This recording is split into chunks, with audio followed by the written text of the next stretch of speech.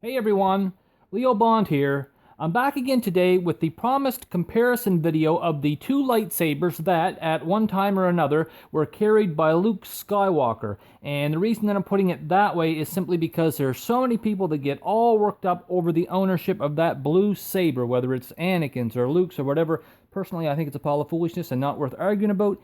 Anyway, I'm just going to refer to these things as blue and green, so it'll be easy to follow. Blue is at the top of your screen and green is at the bottom.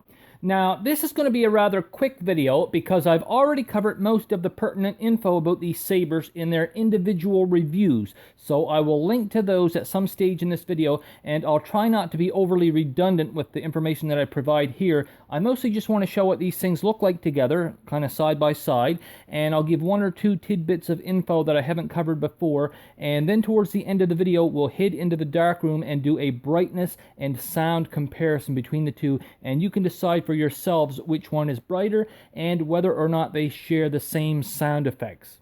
Now, one detail that I haven't looked at before is the weight of the individual sabers, so I thought I'd do that this time using an ordinary kitchen food scale, and for this weigh-in I went with the batteries installed in both sabers, and as you can see I weighed the green one first and it came in at 676 grams. So for those that prefer to deal in pounds, that's about 1.49 pounds or a pound and a half, which is actually a very comfortable weight to handle. Now, as for the blue saber, well, it's not quite as flat on the bottom as the green one is, and therefore it didn't really want to balance perfectly for me, so I kind of had to steady it a bit, and I won't pretend that that doesn't have an effect on things, because I'm sure it probably does. But still, once the scale settled all the way down, it seemed like it was coming in somewhere around 629, maybe 630 grams, something like that, so about 1.39 pounds, which is just a little bit lighter than the green, but honestly, it's not so much as to be all that noticeable when you're actually swinging these things around. Now, aside from being slightly heavier, the green saber is also a little bit longer than the blue. So rounding to the nearest inch, I got roughly 44 inches for the green and 43 for the blue, but the actual difference is really only about half an inch or so, and I'd say that the difference is entirely in the hilt, which is anywhere from half an inch to an inch longer in the green, depending on how you measure the blue one. So the blue is kind of longer on one side than the other, is basically what I'm getting at there. It's 10 inches at its shortest point and about 10.5 at its longest, and of course the green is around 11 inches from tip to tip, pommel to emitter.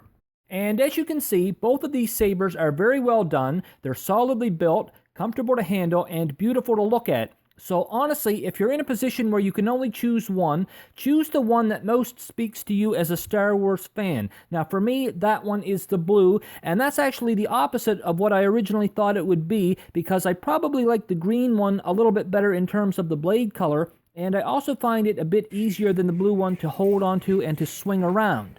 But, to my way of thinking, the blue one is just that little bit more film accurate, mainly because the green one has those extra thick sections, that copper colored ring, and then there's the black colored ring just below that are quite a bit thicker than what they ought to be, and honestly that does kind of spoil it just a little bit for me. So I really enjoy the blue one just a tiny little bit more, and if I could only have one, it would definitely be the blue one for me. Okay, we'll head into the dark room now, and the way that I'm going to work this is that first I'll show the blue saber all lit up so that you can see its brightness and listen to its sounds, and then we'll go ahead and turn on the green and let them both stay on together for a few seconds, and you can kind of decide in a head-to-head sort of way which one you think is brighter. Then we'll turn off the blue, and I'll let you see and hear the green one all by itself, and the two questions that we're trying to answer here is which saber is brighter, and does the green saber have the exact same sound effects that the blue saber has? And the main reason that I'm trying to ask that second question is because I had read online somewhere that the sound card used in the two sabers is exactly the same, even though the green should have had its own distinct sounds to accurately reflect what it was like in Return of the Jedi. So let's head on in and you get to be the judge. Okay, so here we are in the dark room, and I'm just going to give you a quick look at what the blue looks like all by itself, and just a little bit of a listen to the sound effects.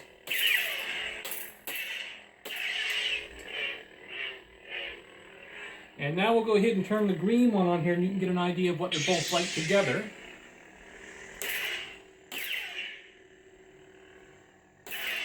And now we'll turn off the blue,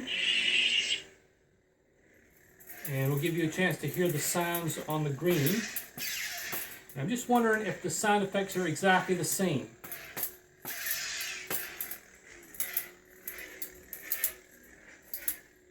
And that's pretty much all that I'm going to have to say for today. I hope that you found this video useful. Please let me know in the comments down below which one you think is brighter, whether or not you think the sound effects are the same for the two different sabers, and overall just which one you like the best. That's all I've got to say for now. Thanks everyone for watching. Have an excellent day.